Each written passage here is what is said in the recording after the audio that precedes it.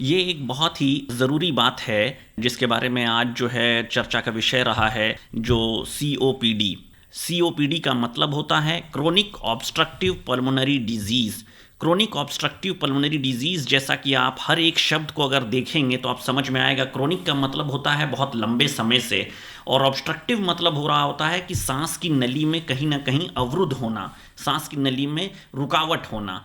और पल्मोनरी मतलब फेफड़ा होता है, और डिजीज़ मतलब बीमारी होती है। तो जैसा कि आप समझ सकते हैं कि सीओपीडी का अर्थात होता है बहुत लंबे समय से सांस की नली में रुकावट होना, जो कि एक फेफड़े की बीमारी है। सीओपीडी ऐसी कोई बहुत नई सी बीमारी नहीं है। हो सकता है कि कई लोगों को पहली बार आज सुनने को मिल रहा होगा सीओपीडी, और उनको ऐसा लग रहा होगा कि ऐसी भी खास बात क्या है जो कि इतने महत्वपूर्ण समय में सीओपीडी जैसी बीमारी के बारे में चर्चा हो रही है।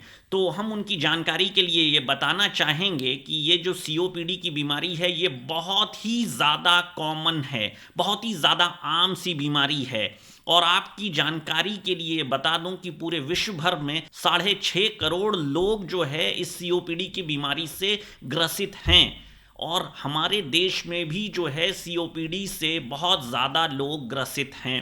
अब सवाल ये उठता है कि ये जो सीओपीडी की बीमारी है ये किस वजह से हो जा रही होती है, कैसे सांस की नली अवरुद्ध हो जाती है। तो इसका सबसे महत्वपूर्ण, सबसे ज़रूरी वजह जो है वो है धूम्रपान या धुआं, किसी भी प्रकार से धुआं होना। जैसे कि घरों में जो है लकड़ी का जला करके खाना बनाना, या गोबर पे जो है उसको सुखा करके जैसे उसको जला करके खाना बना रहे होते हैं, या बाहर में जो है वायु का प्रदूषण का स्तर काफ़ी ज़्यादा बढ़ जाना।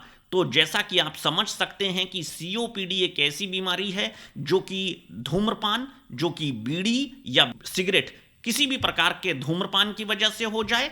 और ये धूम्रपान दो तरीके से हो सकती है। एक ऐसा हो सकता है कि जो व्यक्ति खुद से अपने बीड़ी या सिगरेट पी रहा हो, या उसके परिवार वाले जन या उसके दोस्त जो उसके बहुत करीब में रहते हों और लंबे समय तक जो है वो बीड़ी की धुआं या सिगरेट का धुआं उनके सामने उड़ा रहा हो।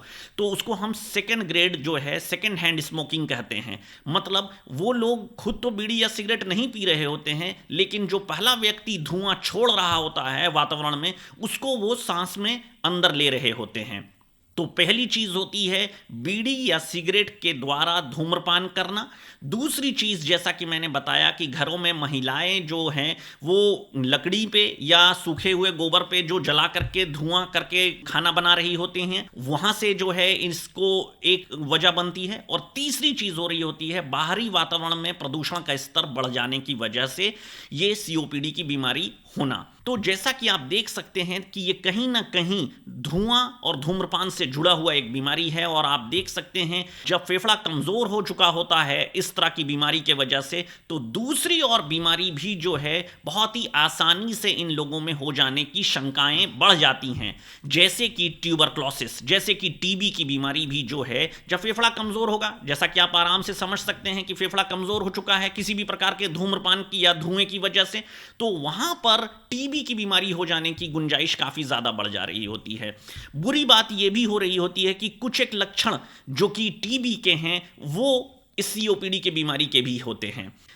मैं आपको इस सीओपीडी की बीमारी के कुछ लक्षण बताना चाहूंगा जो कि आपको समझना होगा कि ये सीओपीडी की बीमारी है, ये दूसरी और सांस की बीमारियों से कैसे भिन्न है। इसमें सबसे बुनियादी चीज हो रही होती है खांसी। अब ये खांसी जो है, ये सूखी खांसी जो है, ये सीओपीडी की बीमारी में आ रहा होता है। और ये जो सूखी खांसी हो रही होती है, जब किसी प्रकार का इन्फेक्शन हो जा रहा होता है तब इसमें थोड़ा खखार निकलने लग जाया करता है, पर आमतौर से ये सूखी खांसी हो रही होती है। दूसरी चीज़ जो कि सबसे ज़्यादा परेशानी वाली बात हो रही होती है वो है सांस फूलना। सांस फूलने की परेशानी और छाती में जकड़न महसूस होना, ये दूसरी बहुत बड़ी लक्षण हो रही होती है। ये सांस फूलने की परेशानी समय के साथ साथ धीरे धीरे बढ़ते चली जा रही होती है। सीओपीडी एक ऐसी बीमारी है कि जो धुएं और आपको मैंने जैसा बताया धूम्रपान की वजह से हो रहा है। अगर आप इन दोनों चीज़ों को त्याग देंगे, इससे दूर हो जाएंगे, तो फेफड़े को काफ़ी राहत मिलती है। और ये जो मैंने जैसा बताया कि समय के साथ साथ सांस फूलने की परेशानी बढ़ते चली जा रही होती है, उसमें काफ़ी ज़्यादा रुकावट आ रही होती है और काफ़ी ज़्यादा उसमें कंट्रोल पैदा हो रहा होता है। दो लक्षण जैसा मैंने आपको बताया, एक खांसी और दूसरा सांस फूलना, तीसरा छाती में जकड़न महसूस होना, ये तीन मुख्य लक्षण हो रहे होते हैं इस सीओपीडी बीमारी के लिए। सीओपीडी की बीमारी जो है, बुरी चीज ये है कि बहुत धीरे धीरे समय के साथ बढ़ते चली जा रही होती है और आमतौर से सीओपीडी से ग्रसित व्यक्ति जो होते हैं उनकी उम्र 35 साल से ज्यादा हो रही होती है। और दूसरी सांस की बीमारी, जैसा कि आप जानते हैं, आप एक आम सी बीमारी होती है जिसको अस्थमा बोल रहे होते हैं, वो आमतौर से छोटे बच्चों में भी और बीच के नवयुवक लोगों में भी इसको पाया जाता है। लेकिन सीओपीडी की बीमारी धीरे धीरे धूम्रपान और धुएं की वजह से हो रहा होता है, तो आमतौर से 35 साल 40 साल से ऊपर वाले लोग ही जो है इससे ज़्यादा ग्रसित हो रहे होते हैं। आमतौर से समय के साथ साथ हमारे फेफड़े का भी जो रिजर्व होता है, जो फेफड़े की क्षमता जो होती है, वो समय के साथ साथ घट सी रही होती है। ऐसा जब सीओपीडी की बीमारी हो जाती है तो ये जो फेफड़े की क्षमता है वो और तेजी से घटने लग जाया करती है और इसी वजह से ये परेशानी काफ़ी ज़्यादा कष्टदायक हो जाती है। और उम्रदराज लोग जो होते हैं, जो बूढ़े लोग होते हैं, उनमें ये बीमारी काफ़ी ज़्यादा कष्टदायक हो जा रही होती है। इसको पहचानने के लिए अब बुनियादी तौर पे 3 तरीके से इसको पहचाना जा सकता है। पहली चीज़ हो रही होती है जांच के लिए, वो है छाती का एक्सरे। एक्सरे सभी लोग जानते हैं, ये छाती के एक्सरे में जो है इसको काफ़ी हद तक पहचाना जा सकता है कि उसके सीओपीडी से जो ग्रसित व्यक्ति है उसकी क्या स्थिति हो चुकी है, उसकी क्या सीवियरिटी हो चुकी है, उसका कितना बीमारी बढ़ चुका है। एक दूसरी चीज़ ये हो रही होती है खून की जांच, जिसमें कि सीबीसी की जांच जो है करा करके ये पता लगाया जा सकता है कि उसमें कोई विशेष प्रकार का इन्फेक्शन तो नहीं हो गया है। और तीसरी जांच हो रही होती है स्पाइरोमेट्री।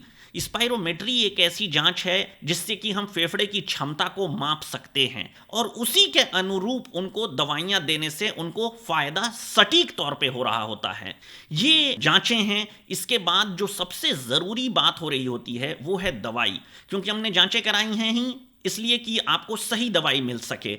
दवाई के संबंध में दो एक बातें बेहद ज़रूरी है समझने की। सबसे पहली बात जो है वो है कि इसका दवाई नियमित तौर पे लेने की आवश्यकता है। अगर आप दवाई नियमित तौर पे नहीं ले रहे होते हैं और जैसे ही आपको आराम सा दिख रहा होता है और आप दवाइयाँ छोड़ दे रहे होते हैं तो ये बीमारी धीरे धीरे बढ़ते चली जा रही होती है। और जैसा मैंने बताया कि इस बीमारी की सबसे बड़ी प्रॉब्लम वाली बात यह है कि फेफड़े की क्षमता धीरे धीरे करके घटते चली जा रही होती है। और अगर आप दवाई नियमित तौर पे लेंगे तो इस बीमारी को पूरी तरह से कंट्रोल किया जा सकता है और आप एक नॉर्मल जिंदगी जी सकते हैं।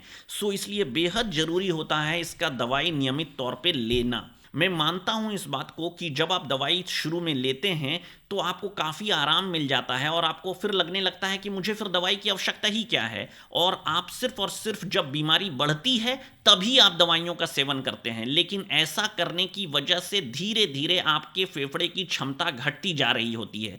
सीओपीडी की जो बीमारी है उसमें भी आपको नियमित तौर से दवाइयों का सेवन करना चाहिए ताकि आपके फेफड़े की क्षमता जो है वो समान तौर से बनी रहे। ये बेहद ज़रूरी है। जहाँ तक रहा सवाल इनकी दवाइयों का, तो इन दवाइयों में सबसे ज़रूरी चीज़ हो रही होती है इन्हेलर या रोटाकैप्स जिसे बोलते हैं। इन्हेलर जो है वो बेहद ज़रूरी होते हैं क्योंकि एक आम भावना लोगों में है कि इन्हेलर लेने से इसकी आदत पड़ जा सकती है या लंबे समय तक इन्हेलर लेने से नुकसान हो सकता है।